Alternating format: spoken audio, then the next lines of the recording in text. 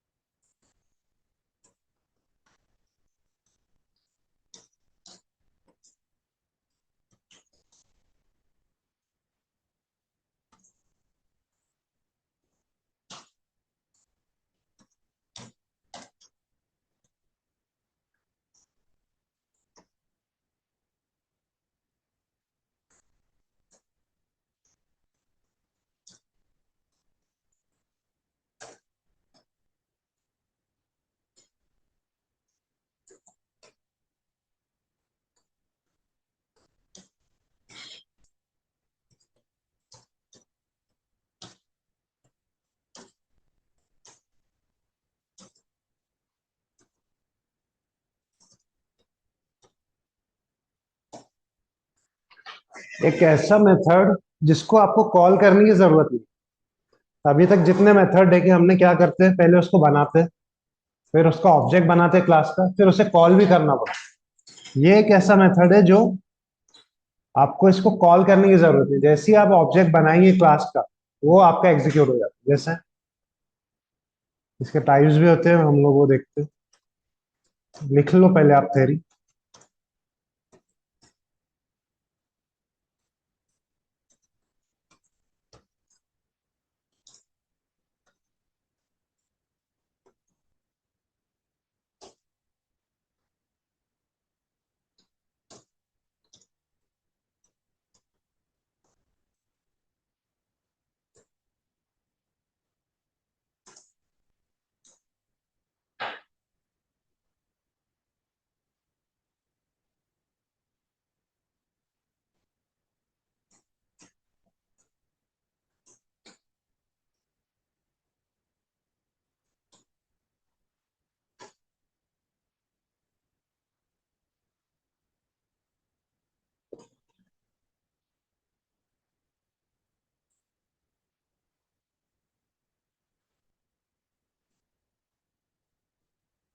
Done.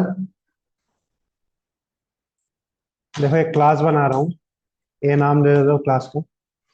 अब ये constructor को जो बनाते हैं, आपको क्या देना है? Double underscore. इसीलिए इसे डंडर मेथड कहा जाता है। और यहाँ पे इसे लिखा जाता है इनिट, इनिशियलाइजेशन।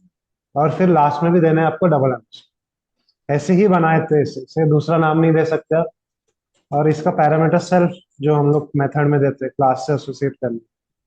अभी जस्ट समझने के लिए मैं यहाँ पे एक प्रिंट मैसेज दी।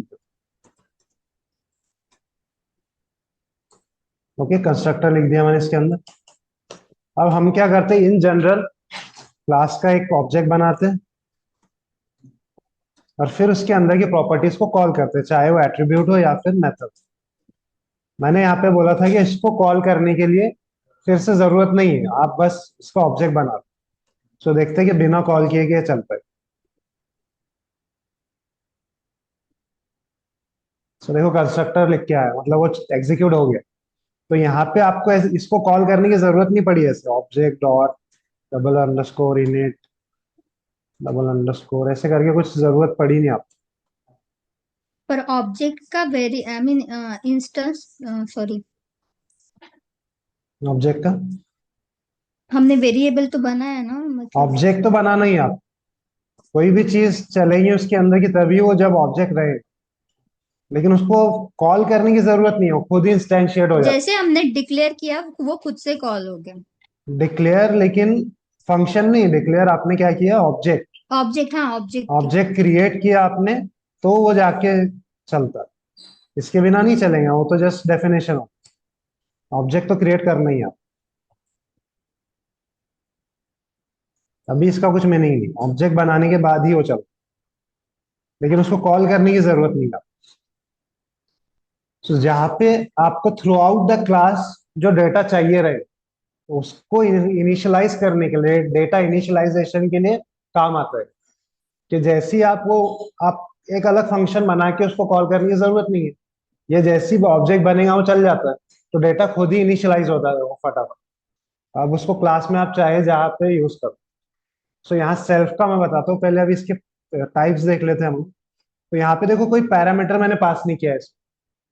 सेल्फ है वो तो चलो, वो कोई एक ऑब्जेक्ट है। तो यहाँ कोई पैरामीटर नहीं है, तो ये आपको कौन सा है, नॉन पैरामीटर।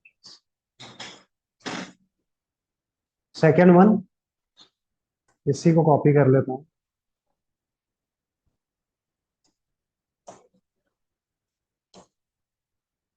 पैरामीटराइज, दूसरे नाम दे देते हैं ऑब्जेक्ट्स के, क्लास के। अब यहाँ क्या करता हूँ, मैं एक नेम नाम का पैरामीटर पास करता हूँ और उससे यहाँ पे प्रिंट कर देता हूँ। अब देखो, फंक्शन के अंदर पास करते हैं हम तो वैल्यू, यहाँ तो कॉल ही नहीं कर रहे उसको, तो पास कैसे करेंगे भाई। सो मैंने बोला था आपको, राउंड ब्रैकेट्स होते हैं, इसका कुछ आगे फायदा है। सो यहाँ पे हमें वैल्यू पास करनी। तो कंस्ट्रक्टर की वैल्यू कहाँ पास की जाती है, क्लास के साथ, ऑब्जेक्ट जब क्रिएट कर रहे थे। सो अब देखो, आप टॉम वहां पे पास हो गया, ये टॉम कहाँ गया, यहाँ पर कंस्ट्रक्टर के नेम, और वो बाद में हमने प्रिंट कर। सो ये दोनों टाइप है इसके कंस्ट्रक्टर के, पैरामीटराइज और नॉन पैरामीटर। ये करो, फिर इसके साथ में सेल्फ के बारे में बता।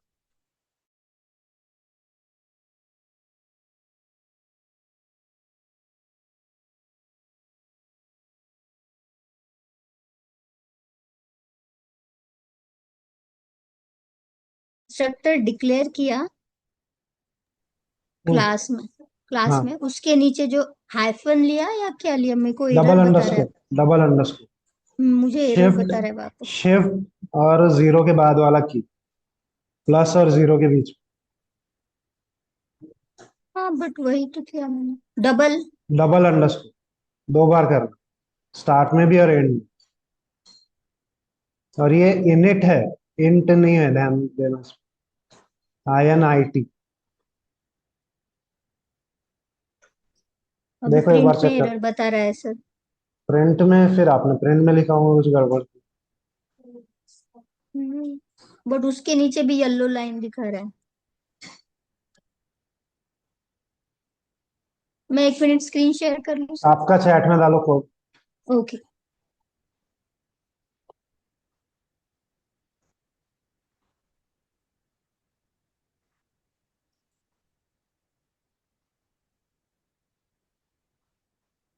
नहीं, डेफ के बाद स्पेस दो ना, आपने स्पेस नहीं दिया।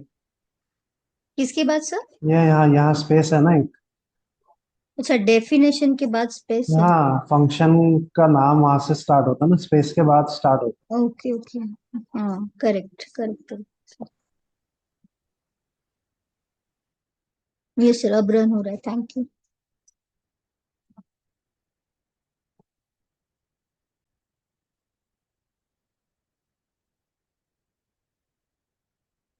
है। तो सेल्फ क्या कहा, यहाँ तक हो गया क्लियर। Parameterise, non parameterise. अब देखो सेल्फ के बारे में थोड़ा देखते हैं। एक एग्जांपल लेते हैं बैंक का। ओके, या चलो बैंक का बाद में लेंगे, एम्प्लॉय ले लेते हैं। एम्प्लॉय की डिटेल पे कुछ कर सकते हैं हम लोग। सो एम्प्लॉय क्लास में मैं एक कंस्ट्रक्टर बना रहा हूँ।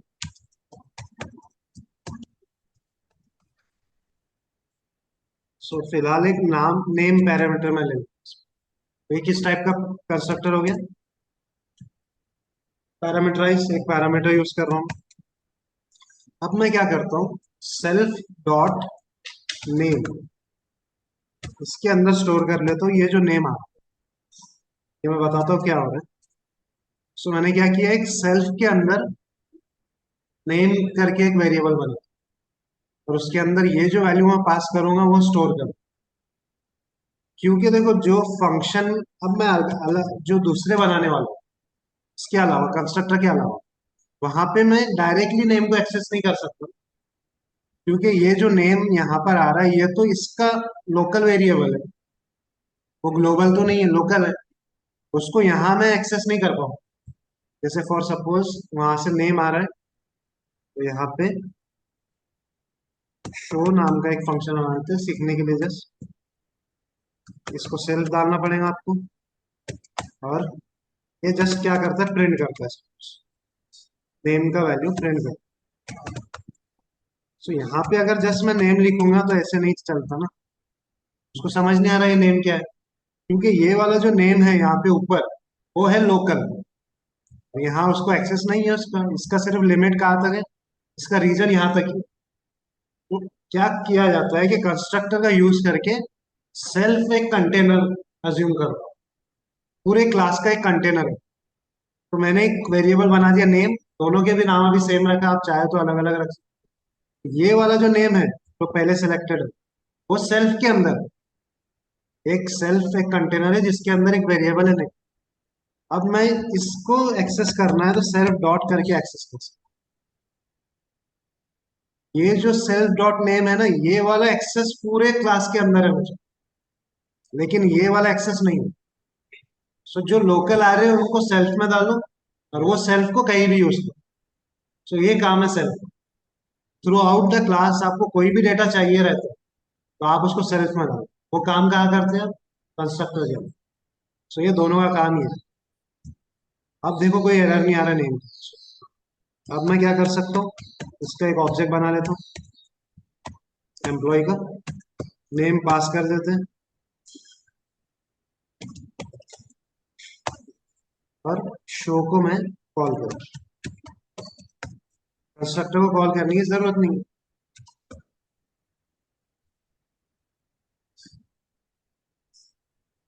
सो आप देखो नेम हैरी लिख के आया।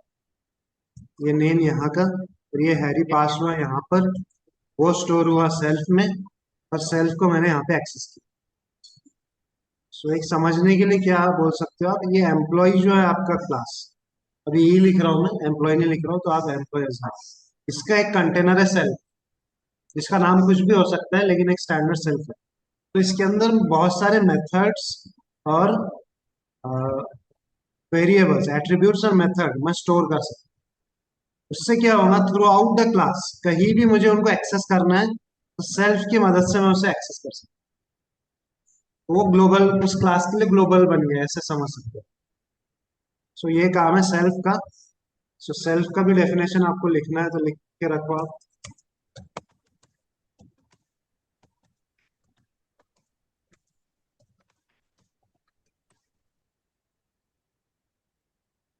बाकी आप चीजें एक्सप्लेन कर सकते हो जो भी आपको करना है। एक बेसिक डेफिनेशन है कि इंस्टेंस ऑफ अ क्लास, और कंटेनर भी बोल सकते हो। सर ये सेल्फ एक बार फिर से बता देंगे प्लीज। किसी भी क्लास का एक ऑब्जेक्ट क्रिएट होता है सेल्फ। इस सेल्फ का यूज क्या है, ये जो लोकल वेरिएबल्स होते हैं हमारे, ये जो नेम है ये एक लोकल वेरिएबल, हम्म। इसको मैं डायरेक्टली किसी भी मेथड के अंदर एक्सेस नहीं कर सकता हूँ। इसके अलावा ये इसी में है ना इसका एक्सेस, पहले वाले इनिशियल। क्या करते हैं कि सेल्फ कंटेनर के अंदर डाल देते हैं कि जितने भी वैल्यूज है, नेम है, सपोज आगे एज आएगी तो एज को भी इसमें डाल दो। हम्म। सो ये जो यहाँ पे आप वैल्यूज बनाओगे डॉट करके सेल्फ डॉट, तो हम्म। इसके अंदर ये वैल्यूज बनती जाएगी। ये जो वैल्यूज है ये पूरे क्लास की वैल्यू है।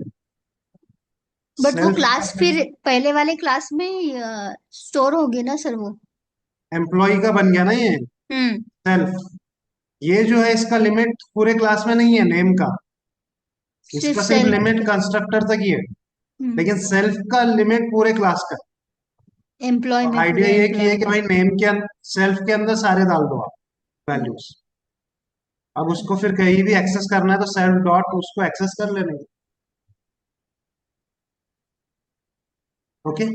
Okay okay, thank you.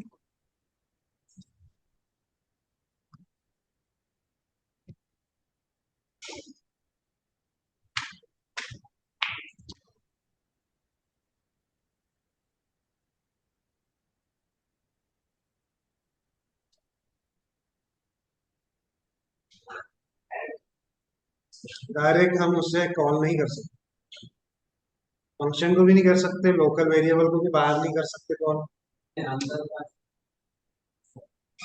कहाँ?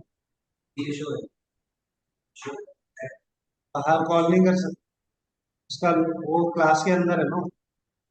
क्लास का की है सपोज आपका ऑब्जेक्ट, तो ऑब्जेक्ट रहेगा तो आपको उसके अंदर की प्रॉपर्टीज एक्सेस करनी होगी, तो तभी एक्सेस कर सकते।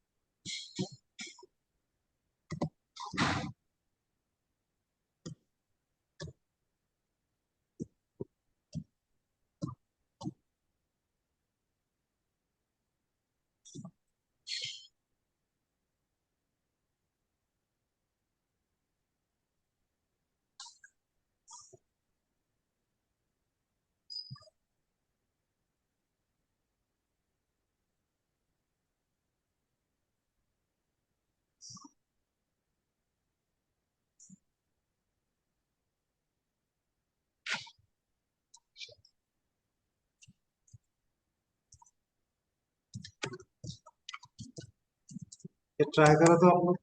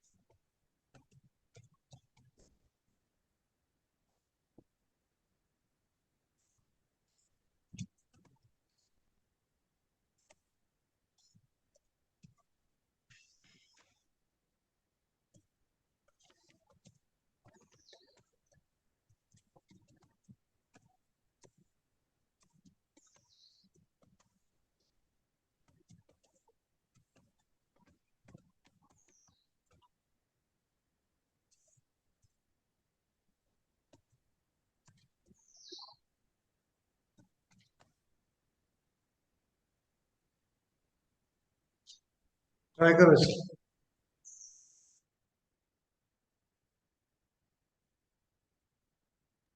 एक ही क्वेश्चन है वो, जस्ट मैंने उसको बताया कि करना क्या।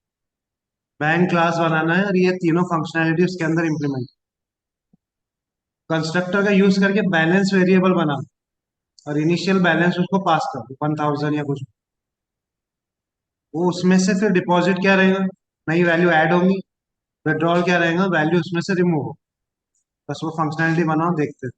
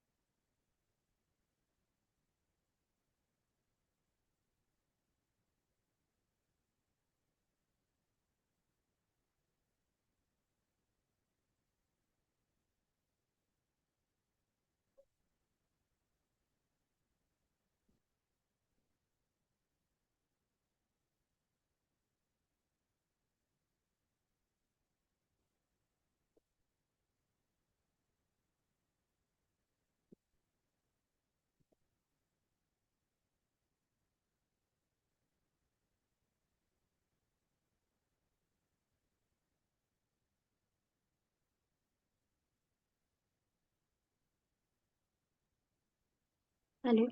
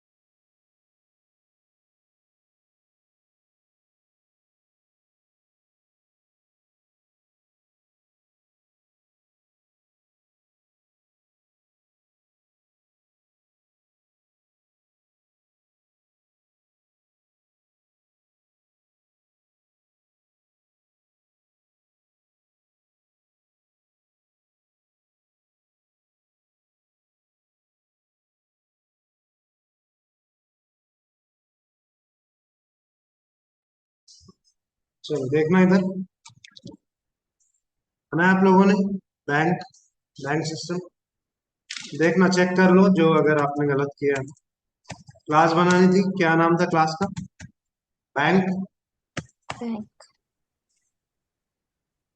तीन फंक्शनैलिटी बोला था मैंने, चेक बैलेंस, डिपॉजिट और विड्रॉल। लेकिन बैलेंस बनाने के लिए एक एट्रीब्यूट बनाना पड़ेगा, बैलेंस। तो कंस्ट्रक्टर का यूज करते हैं हम लोग वैल्यू इनिशियलाइज करने के लिए।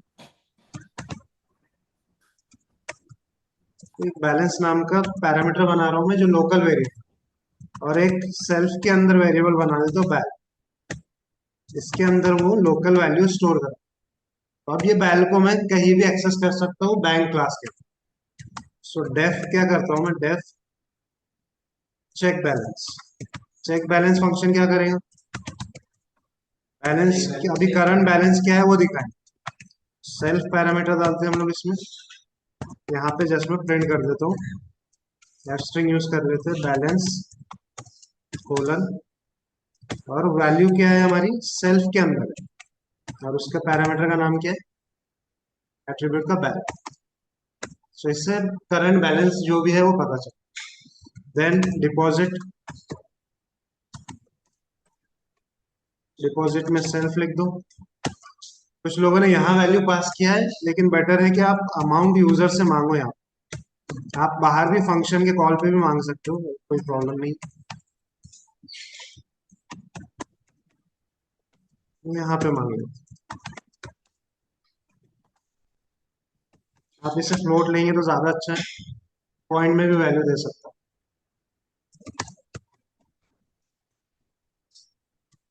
ओके, डिपॉजिट हो जाएगा इससे। डिपॉजिट मतलब वैल्यू इसके अंदर ऐड होनी चाहिए बैलेंस के अंदर। सेल्फ डॉट बैलेंस को अपडेट करेंगे आप, प्लस इक्वल्स किससे, अमाउंट से। सो एग्जिस्टिंग बैलेंस प्लस अमाउंट ऐसे हो जाएगा। अब ये या तो बैलेंस को प्रिंट कर दो या चेक बैलेंस को कॉल कर दो, सेल्फ डॉट चेक बैलेंस।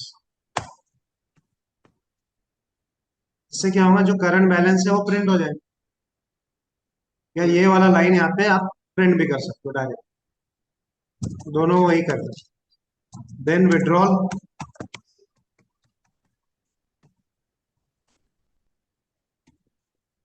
यहाँ पे भी हमें अमाउंट चाहिए रहेगा, तो ये कॉपी कर लेता हूँ।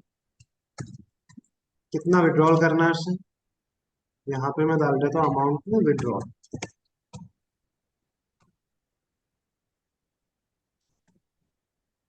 लेकिन यहाँ पे प्रॉब्लम क्या है कि विड्रॉल अमाउंट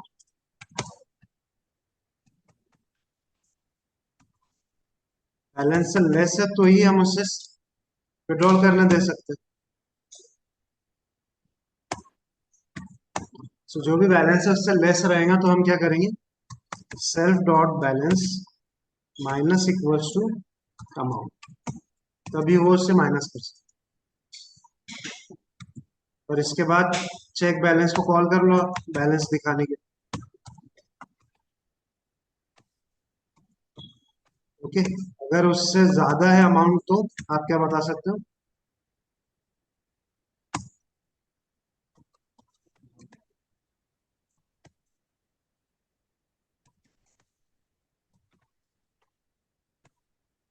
इससे कुछ मैसेज आप दिखा सकते। एक कंडीशन और भी बना सकते हैं, जीरो के लिए, जीरो से लेस भी नहीं रहना चाहिए। यहाँ बना ही देते, क्या बनाएंगे, एलिफ। इसके लिए क्या मैसेज लिख सकते हैं,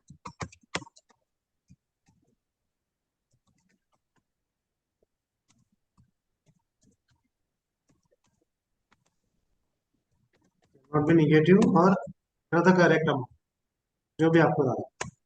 सो ये हमने फंक्शनैलिटीज बना। अब क्या करते हैं हम लोग इसके बाद, फंक्शन का ऑब्जेक्ट बनाएंगे क्लास का।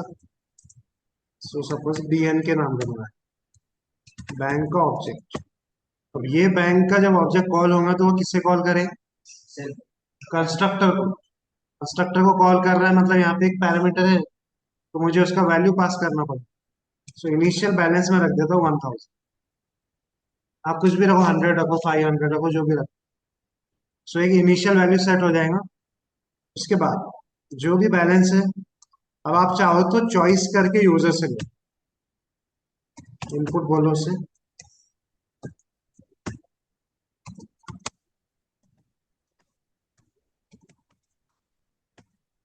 इससे पहले आप वो प्रिंट करके बता भी सकते हो उसे सारी चीजें, सारे ऑप्शंस क्या क्या है।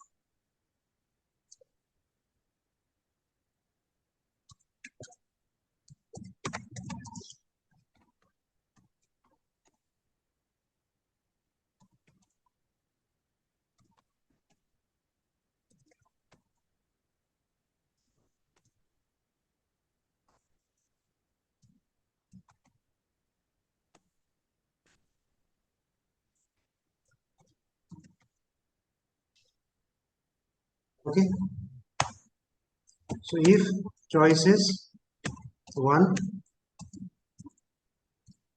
देन क्या करेंगे आप, B N K dot check balance, इस फंक्शन को कॉल कर देंगे। Elif choice is 2, then B N K dot कौन सा, डिपॉजिट, डिपॉजिट को कॉल करेंगे। इसी को ले लेता हूँ। अगर चॉइस 3 है तो विड्रॉल, और अगर चॉइस 0 है तो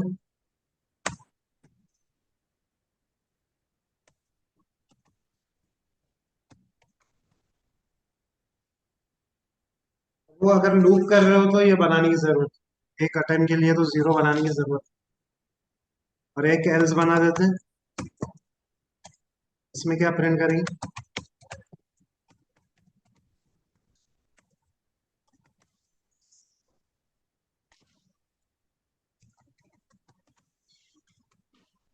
एंटर द करेक्ट चॉइस। अगर आपको इसको मल्टीपल अटेम्प्ट के लिए बनाना है तो क्या करेंगे आप, आई इक्वल्स टू 0 दे दो, Y I is less than 5 कर दो, 5 टाइम्स के लिए, इनको सबको आगे कर दो, तो हर जगह पे i+1।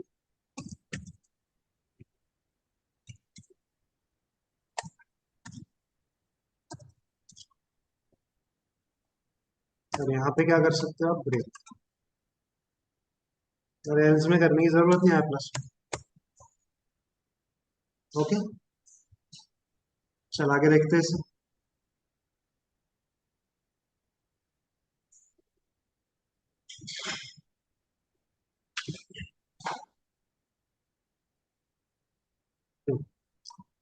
1 for check balance, 2 for deposit, 3 for withdrawal, 0 for extra. 1 डालते हैं, कितना ये बैलेंस, इनिशियल बैलेंस कितना था हमारा, 1000।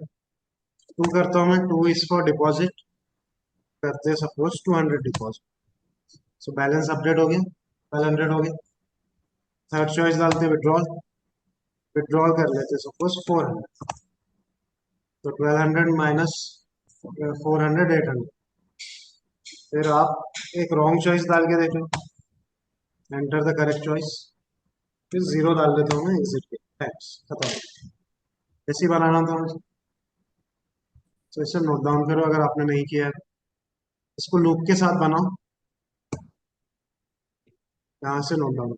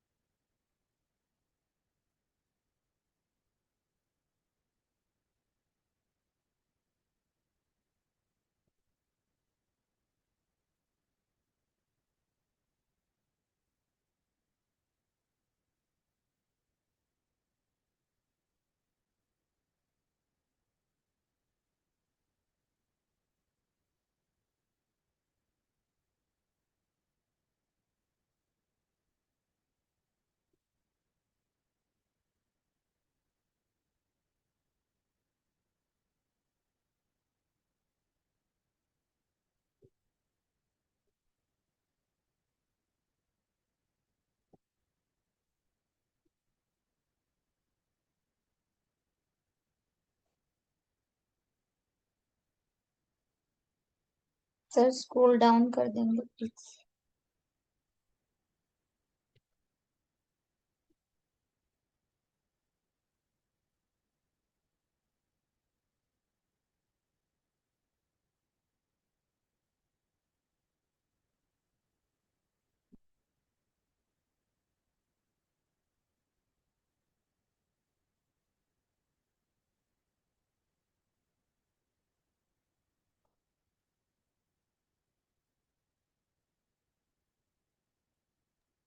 यस, अपर्णा। स्क्रॉल डाउन कर देंगे सर प्लीज।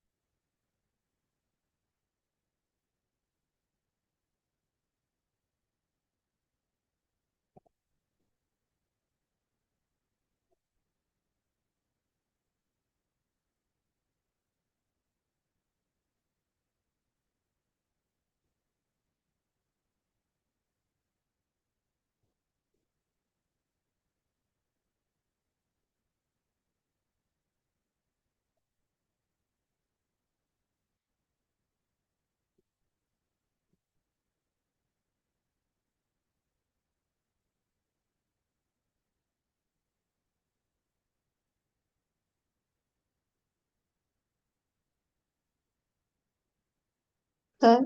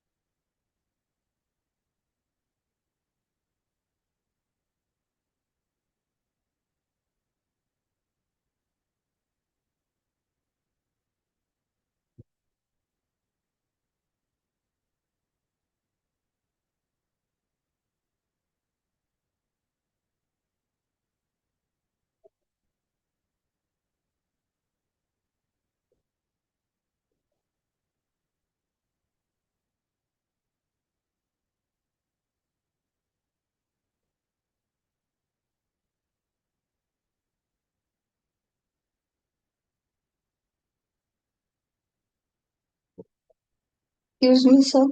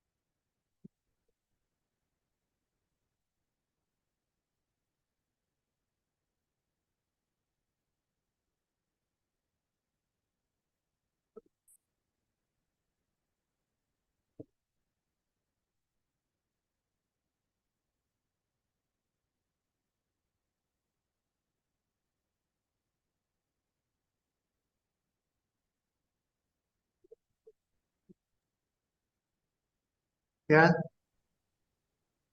सर मुझे पर मुझे एरर बता रहा है सर वो। क्या एरर आ रहा है देख कर भी? एट्रीब्यूट एरर दे रहे हैं। कहाँ पर? देखो लाइन नंबर क्या बोल रहा 70। आई मीन मेरे इसमें सर। है? थोड़ी सी आपकी लाइन। जो हमने वाइल लूप लगाया ना सर, हम्म। उसमें जो हमने डिक्लेयर पहले चेक बैलेंस किया, फिर डिपॉजिट किया, फिर विड्रॉल किया। तो चेक बैलेंस के वहां पे है, तो वो चेक बैलेंस आई मीन वो फंक्शन ही डिफाइन नहीं है बोल रहे बैंक में। तो आपने बनाया था चेक बैलेंस? हाँ बनाया है सर। नाम मैच हो रहा है? हाँ सर। चेक करो, यही नाम यहाँ पे है ये। हाँ एक्चुअली मैंने एज ए कंस्ट्रक्टर करा है सर। जो भी कॉल कर रहे हो वो एग्जिस्ट भी करना चाहिए नाम एग्जैक्टली। नहीं नाम तो करा है, मैंने वो डबल हाइफन दिया था सर उसको। चलो आगे बढ़े।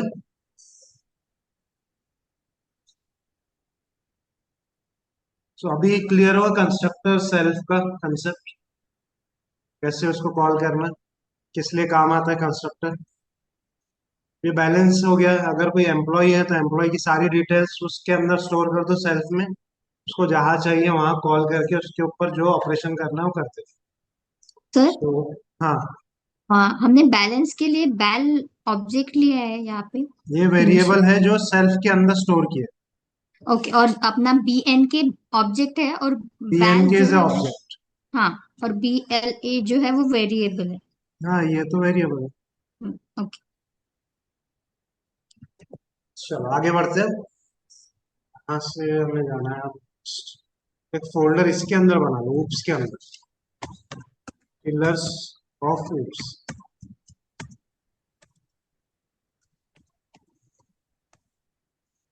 इसमें पहला बना लो इंट्रो।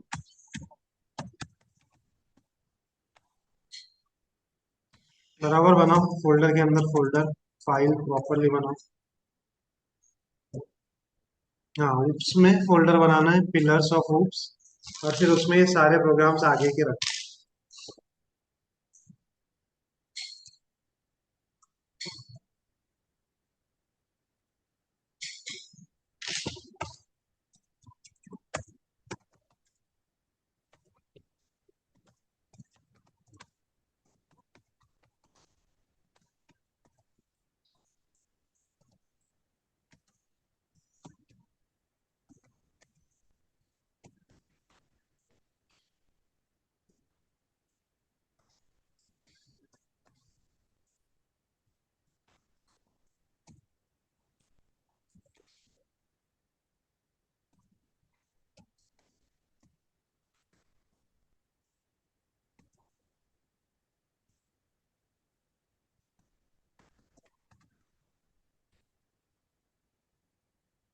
ये चार बेसिक पिलर्स, ये डेफिनेशन में लिख देता हूँ।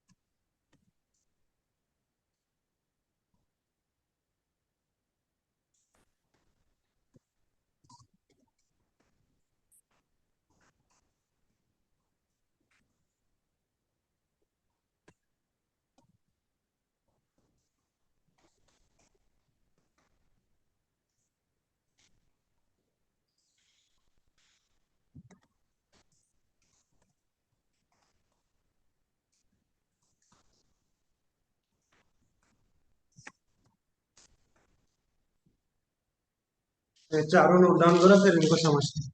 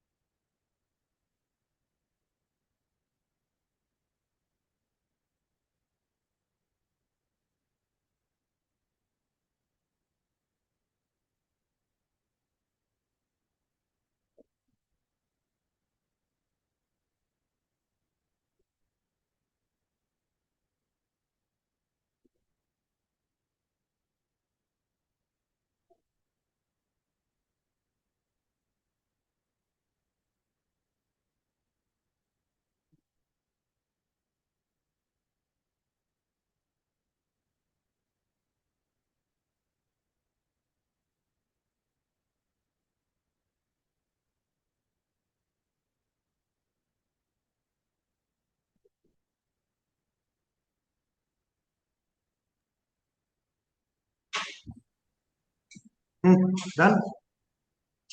देखो एक एक करके इनको समझते हैं। एब्स्ट्रैक्शन में क्या होता है, जैसे आपका कोई भी मशीन देखो आप, हर मशीन में एब्स्ट्रैक्शन। जैसे आपका बड़ा सिंपल कीबोर्ड, कीबोर्ड क्या करता है? एग्जाम्पल के लिए एक की है, उसके ऊपर ए की प्रेस करने के बाद यहाँ पे मॉनिटर पे ए लिख कर आता है, ठीक है। वो लेकिन कैसे हो रहा है वो आपको नहीं पता। यूजर को क्या दिया है? सिर्फ ए दिया है की।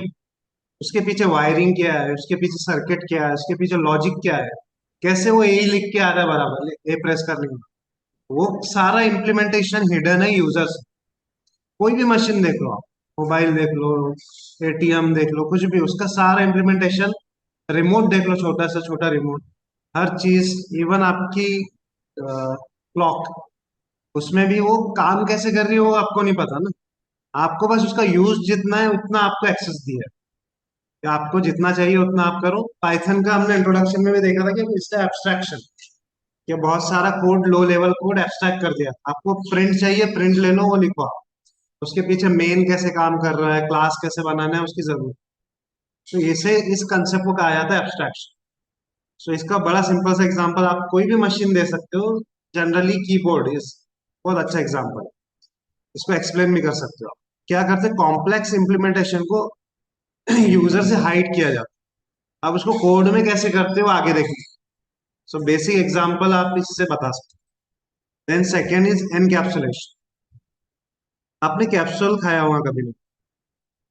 कैप्सूल में क्या होता है, एक या एक से ज्यादा कंटेंट को एक सिंगल यूनिट में रैप कर देते हैं। देखेंगे दो कंटेंट है या दो से ज्यादा कंटेंट है, दो होते हैं जनरल। उसके ऊपर कलर भी होते हैं, दो अलग अलग कलर। सपोज एक कलर ऐसा है और एक कलर ऐसा। इससे हो क्या रहा है, इससे क्या हुआ कि ये जो इसको रैप जिसने किया है, उसने जब रैप किया है तो इवन खाने वाले के पास भी वो कंटेंट को टच करने की एक्सेसिबिलिटी, वो भी खाता है, वो अंदर जाके ओपन होता है वो जो भी प्रोसेस है।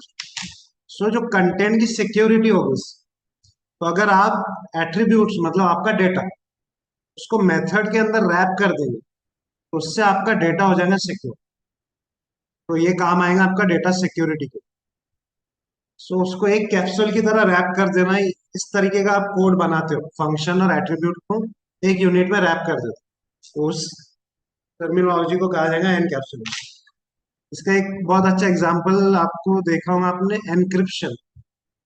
एनक्रिप्शन क्या होता है, पासवर्ड बनाते हैं हम लोग।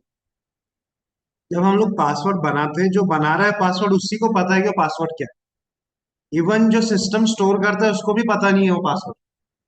वो भी स्टोर क्या करता है, इसके अंदर कुछ वैल्यूज ऐड कर देता है। कुछ, जैसे आपने 8 लेटर का पासवर्ड बनाया, तो उसको 16 लेटर में SHA करके एक एनक्रिप्शन टेक्नोलॉजी होती है, उससे वो एल्गोरिथम है, वो एल्गोरिथम उसको कन्वर्ट कर देता है, क्रिप्टोग्राफी वगैरह होती है। सो उसको कन्वर्ट किया जाता है। जब यूजर उसको फिर से लॉग इन करते टाइम पे डालता है तब वो मैच करके देखा है।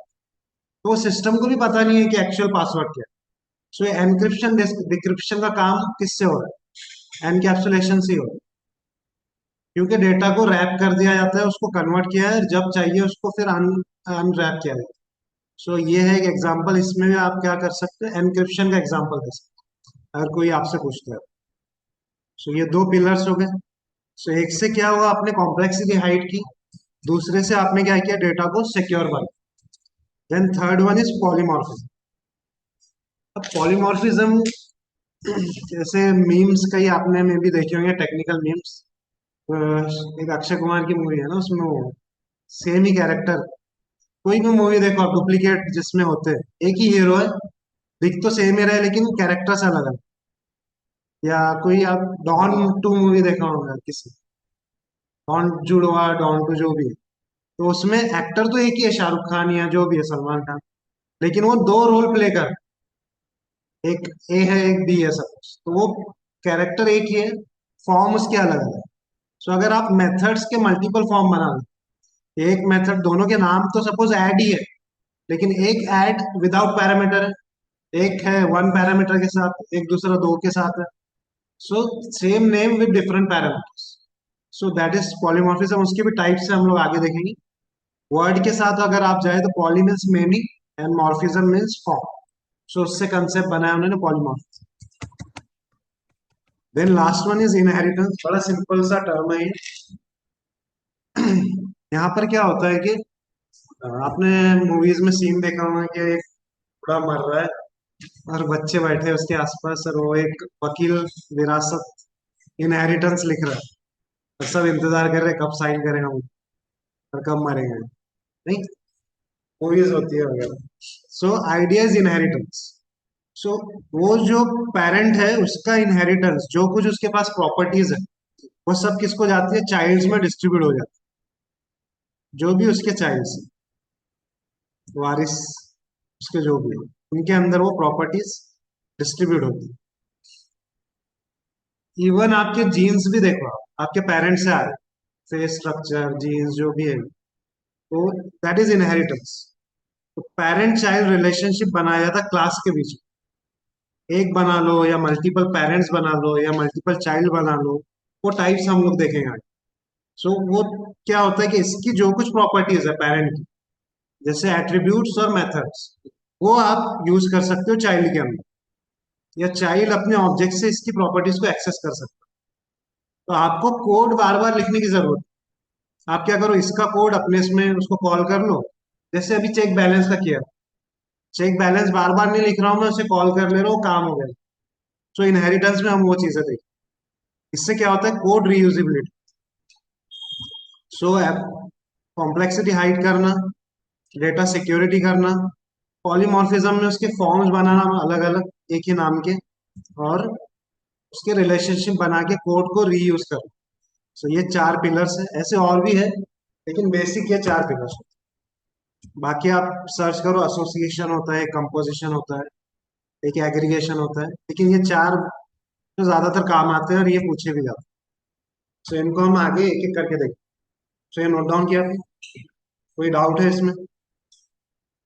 कोड में कैसे करते हैं हम लोग अभी देखें। सो इजी से स्टार्ट करते हैं, सबसे पहले इनहेरिटेंस।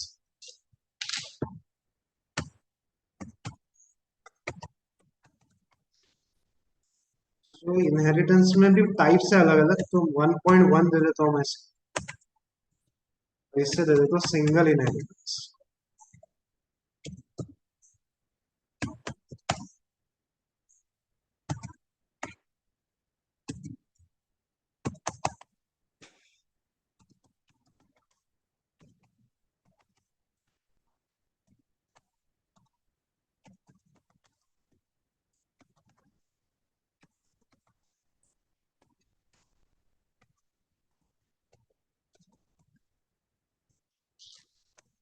सबसे पहला टाइप है इसमें सिंगल इनहेरिटेंस।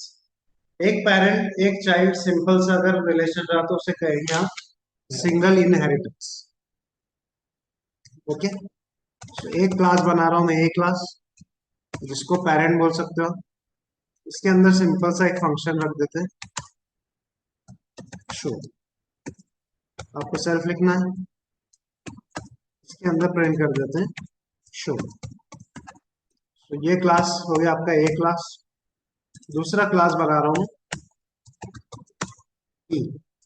अब इनहेरिट करेगा ए को, तो आपको क्या करना है, यहाँ ब्रैकेट्स देने हैं और जिस इसके पेरेंट का नाम यहाँ लिखना, बस इतना लिखना। और इसके अंदर दूसरा फंक्शन लिख देते हैं हम लोग, टेस्ट लिख देते हैं। आप ऐसे कोड नहीं लिखेंगे वैसे तो, लेकिन एक एग्जाम्पल के लिए लिख रहा हूँ, आपको फिर जो लॉजिक लिखना है वो अंदर लिख पाओ। इसके अंदर प्रिंट कर देते हैं जस्ट टेस्ट। अब देखना है, बी का मैं ऑब्जेक्ट बनाता हूँ, बी क्लास का, स्मॉल बी। ये जो बी ऑब्जेक्ट है इसके, ये तो अपना तो मेथड ऑफ प्रॉपर्टीज एक्सेस कर ही सकता है, टेस्ट। साथ ही ये अपने पेरेंट की भी कर सकता है एक्सेस, शो। इसे चलाता हूँ, बी का ऑब्जेक्ट से कर रहा हूँ मैं दोनों को। सो क्योंकि वहां रिलेशन है, वो उसका चाइल्ड है, तो वो दोनों इनहेरिट कर सकते हैं। सो दोनों चल रहे हैं। लेकिन आप ए का ऑब्जेक्ट बनाएंगे तो वो किसे चला सकता है, बस शो को, वो टेस्ट को नहीं चला सकता। चलिए चला के देख लेते हैं क्या आता है। सो देखो, टेस्ट शो शो ये तो चल ही रहा है, ए भी शो को चला पा रहा है, लेकिन ए टेस्ट को नहीं चला पा रहा। क्या बोल रहा है, हैज नो एट्रीब्यूट टेस्ट। तो पेरेंट सिर्फ अपना ही चला पाएंगे, ऑब्वियस सी बात है, उसके पास तो चाइल्ड की प्रॉपर्टी नहीं रहेगी। लेकिन चाइल्ड अपने पेरेंट की भी चला सकता है। तो इसे नोट डाउन करो आप, बड़ा सिंपल है, सिंगल इनहेरिटेंस। एक पेरेंट एक चाइल्ड, इस तरह के रिलेशन को क्या कहा जाता है, सिंगल इनहेरिटेंस।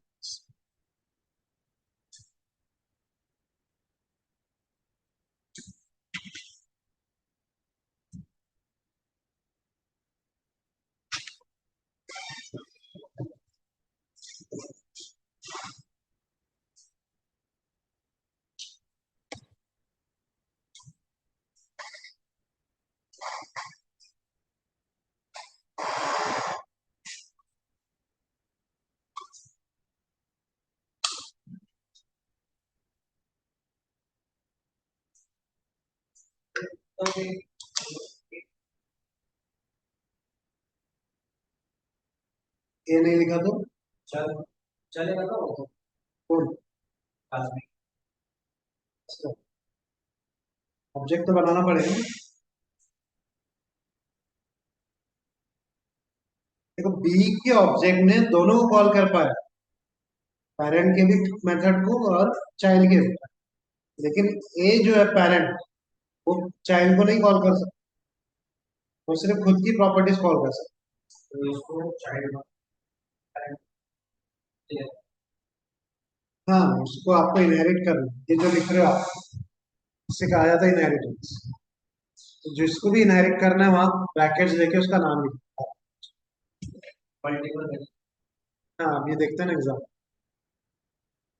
तो ये सबसे पहला एग्जाम्पल था सिंगल इनहेरिटेंस, एक पेरेंट एक चाइल्ड।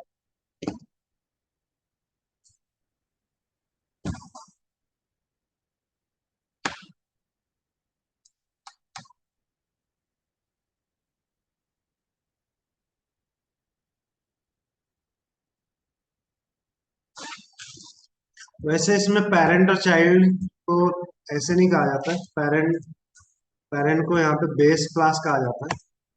ये सिर्फ सीखने के लिए ऐसे बोलते हैं पेरेंट चाइल्ड।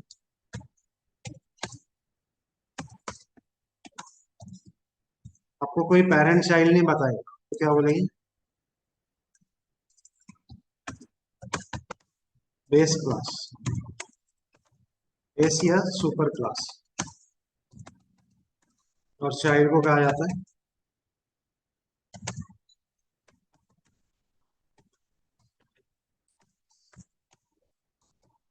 उसको कहा जाता है डिराइव्ड या subclass. Okay.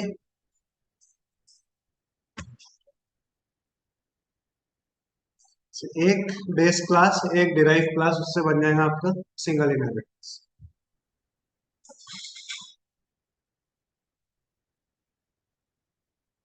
Done. Sir wait. चलो।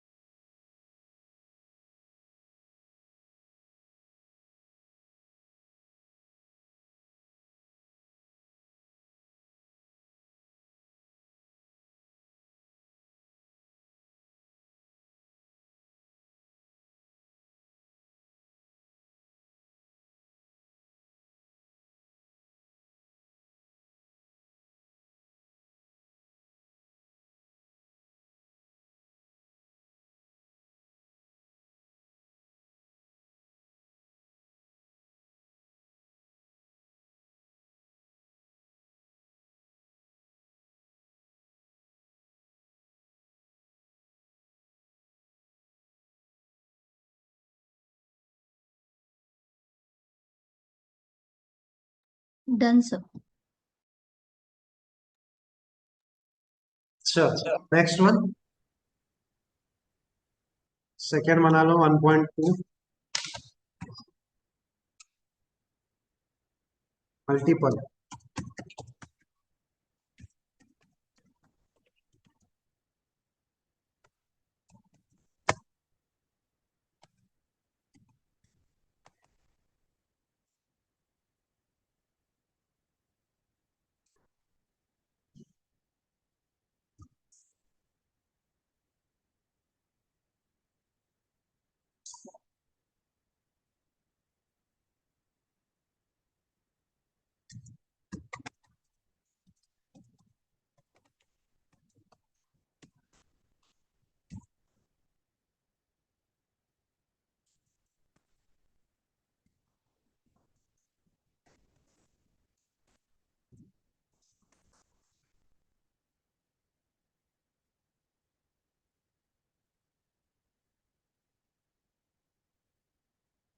यहाँ पे क्या रहेगा, एक चाइल्ड के मल्टीपल पेरेंट्स। जैसे एग्जांपल ए एक आपका पेरेंट हो गया, बी आपका दूसरा पेरेंट हो गया, ये दोनों किसके पेरेंट है? सपोज सी के। So, इस तरह के सिनेरियो में क्या कहा जाएगा? Multiple inheritance. तो इसे कैसे बनाएंगे आप?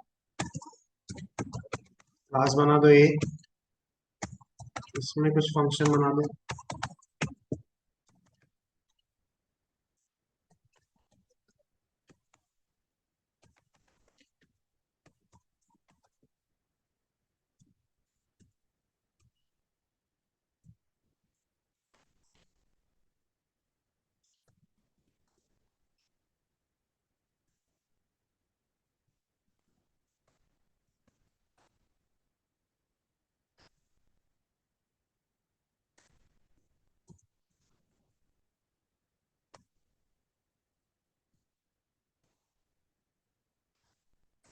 क्लास, अब ये किसको किसको इनहेरिट कर रहा है?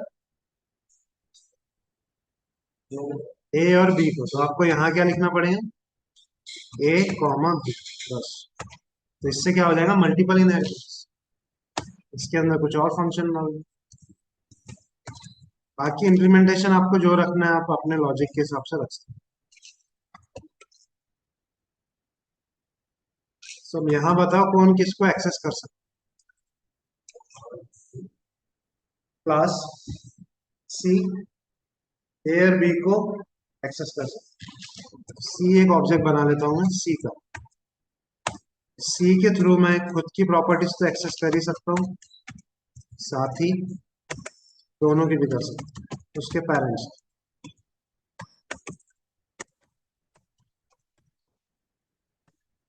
लेकिन ए और बी सिर्फ खुद का ही कर सकते हैं, उनमें कोई आपस में रिलेशन भी नहीं है। सी से ही रिलेटेड है वो।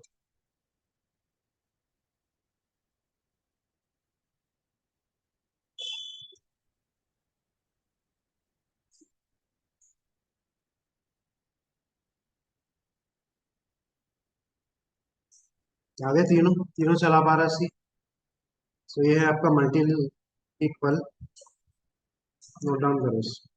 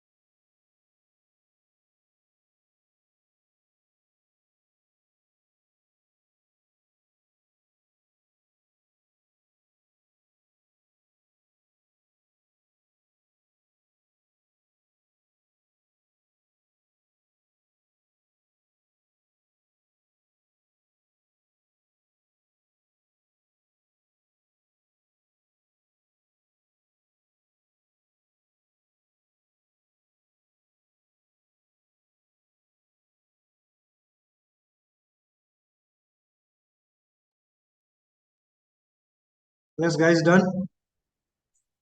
Yes sir. चलो आप यहाँ से आपको बनाने, मैं सिर्फ डायग्राम बताऊंगा, इम्प्लीमेंटेशन आपको करना। So next one is multi level. Multiple हो गया, मल्टी लेवल। मल्टी लेवल, इसको बराबर नोट डाउन करो। इसका मैं डिजाइन बनाऊंगा, आपको इम्प्लीमेंटेशन ट्राई करो। ये इसमें कहा जाता है इसे ग्रैंड पेरेंट। ये इसको इनहेरिट करेगा इसका चाइल्ड जो रहेगा पेरेंट सी का। तो ये लेवल रहता है, इसे कहा जाता है मल्टी लेवल। इसका इम्प्लीमेंटेशन बनाना, जैसे यहाँ पे मल्टीपल बनाए वैसे मल्टी लेवल बनाए। यही एक क्लासेस ले लो, लेकिन रिलेशनशिप ऐसे बना, और कौन किसको एक्सेस कर सकता है वो चेक करो। सर इसका दूसरा फाइल बनाना है मल्टी यस, लेवल इसका का। एक फाइल बनाओ 1.3 मल्टी लेवल इनहेरिटेंस, और उसमें ये सिनेरियो बनाने।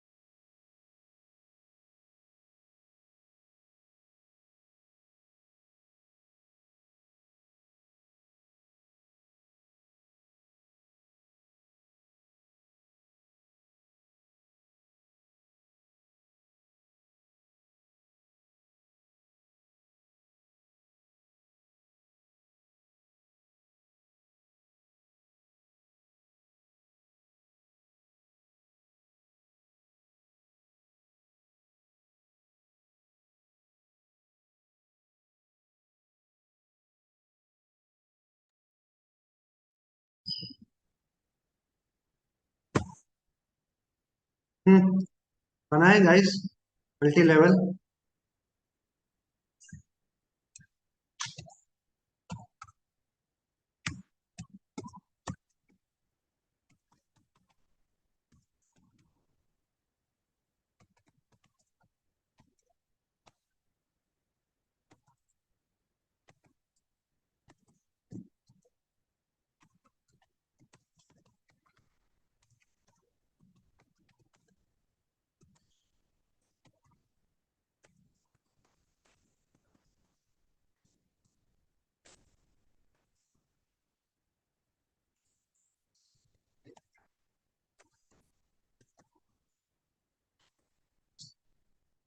मैं क्या करता हूँ, यहाँ से अब उतना कोड नहीं लिख के ले लेता हूँ।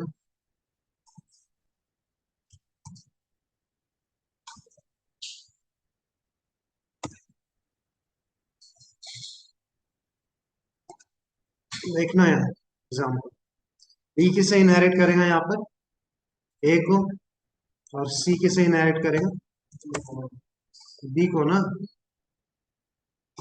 वो रिलेशन खुद ही बन जाएगा, बी को उसने जैसे इनहेरिट किया, वो बी ए को कर ही रहा है। समझे आपको? ग्रैंड पेरेंट से उसका डायरेक्टली रिलेशन होता ही है, ग्रैंड पेरेंट से अलग से रिलेशन बनाने की जरूरत नहीं। ठीक है, देखो चला के देखते हैं, सी ऑब्जेक्ट किसका है, बना लेते हैं सी का ऑब्जेक्ट, चाइल्ड का। सी किसे किसे एक्सेस करेगा, टेस्ट को तो करेगा ही, डिस्प्ले को भी करेगा, और शो को भी करेगा। ओके, एक बी का ऑब्जेक्ट बना लेते हैं, बी किसे किसे एक्सेस करेगा, डिस्प्ले उसका खुद का फंक्शन है, उसे करेगा, और शो उसका पेरेंट है, उससे भी करेगा, और ए किसे करेगा उससे, चलाने की वैसे जरूरत है। एक इसे करेंगे ए डॉट शो। तो ये हो गया आपका मल्टी लेवल।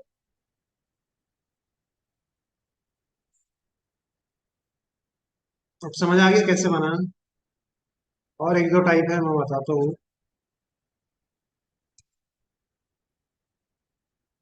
चला के देखना है, हर कौन किसे एक्सेस कर सकता है, वही समझने वाली चीज है। सो सारे चल रहे हैं यहाँ पे बराबर। इसे बनाओ आप, जिनका हो गया है वो क्या करेंगे, एक नया फाइल बनाएंगे 1.4 हायरार्की है।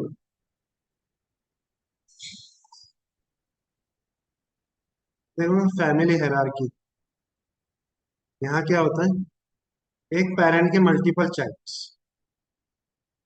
मल्टीपल में क्या था, मल्टीपल, मल्टीपल सिंगल नहीं। मल्टी लेवल से पहले देखो, एक चाइल्ड के मल्टीपल पेरेंट्स। यहाँ पे उसका उल्टा है, एक पेरेंट के मल्टीपल चाइल्ड्स। तो ये हायरार्कियल बनाओ। जिसके बाद लास्ट वन हाइब्रिड बनाओ।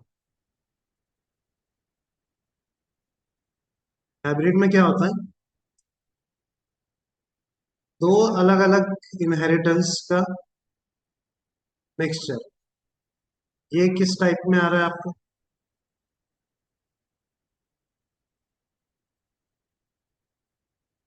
ये कौन सा टाइप बन गया, ये हाइब्रिड बन गया। कौन सा है ये? हाँ, ये कौन सा, अरे साइड में उसके हायरार्कियल, यही है ना एग्जाम्पल, हायरार्कियल है। अब मैं इसका एक चाइल्ड बना देता हूँ। ये कौन सा टाइप बन रहा है, इतना बी सी डी, ये कौन सा टाइप है, नहीं नहीं नहीं, इतना कौन सा, ध्यान से। मल्टीपल पेरेंट सिंगल चाइल्ड कौन सा टाइप होता है, मल्टीपल इनहेरिटेंस। मल्टीपल होता है ना, मल्टीपल पेरेंट सिंगल चाइल्ड, और सिंगल पेरेंट मल्टीपल चाइल्ड होता है हायरार्की। उन दोनों के कॉम्बिनेशन से बन गया hybrid.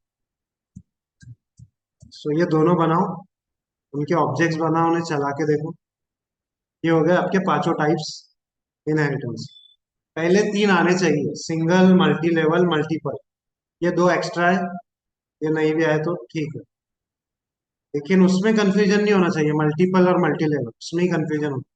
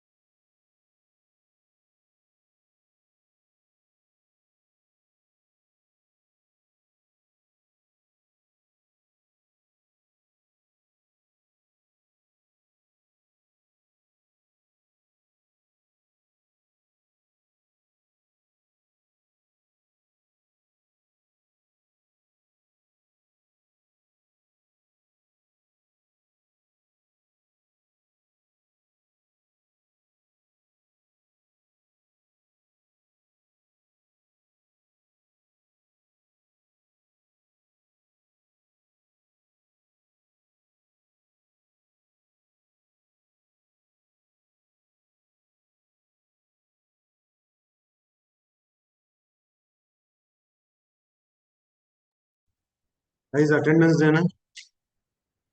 Yogesh,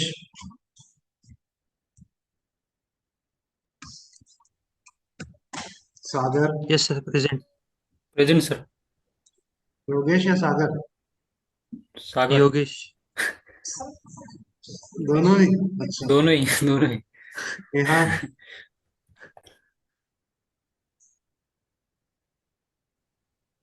Neha, Aparna, yes sir. Vishal, Pranal, Hrithik, Kapil,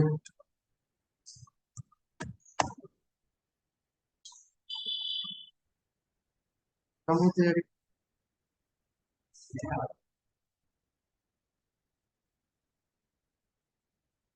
चलो, बन गया पांचों? बराबर बना है?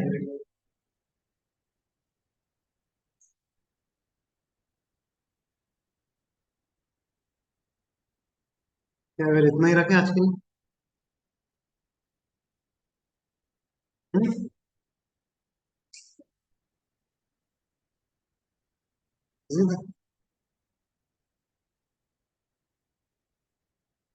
आप लोगों का हो गया ऑनलाइन गाइस? सागर, अपर्णा, बना है पांचों टाइप? योगेश, सर बना रहे। हाँ। बना रहे। जिनका हो गया स्क्रीनशॉट डालो पांचों की। किसी को भी डाउट है तो पूछो इसमें।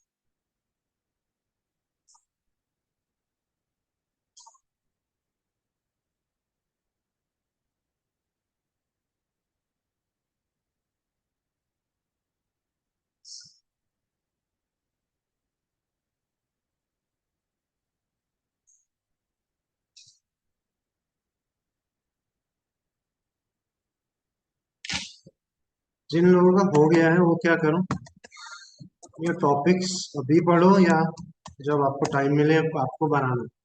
जैसे फ्रोजन सेट पढ़े थे ना, एक फाइल बनाना है, उसमें इनका थेरोटिकल कोड जो भी आपको मिल रहा है वो बना के रखना। MRO is method resolution order.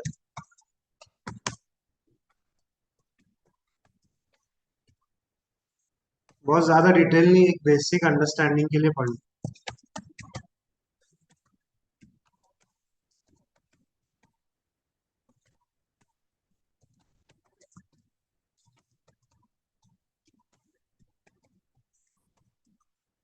ये तीन चीजें पढ़ के रखो। ये दोनों इनहेरिटेंस के पार्ट है, एक मल्टीपल का आरएमओ और ये आपका हाइब्रिड का। ये दो मॉड्यूल्स है छोटे छोटे, इसमें फंक्शन है, डेट और टाइम, मैथ्स से रिलेटेड, स्क्वायर रूट, टाइम का, टाइम स्टैम्प के फंक्शंस, उनको पढ़ के रखो। अभी खाली है तो अभी पढ़ो जिनका हो गया। एक और एक लिख लो आप, कंस्ट्रक्टर हमने पढ़ा है ना, तो डिस्ट्रक्टर पढ़ के आओ।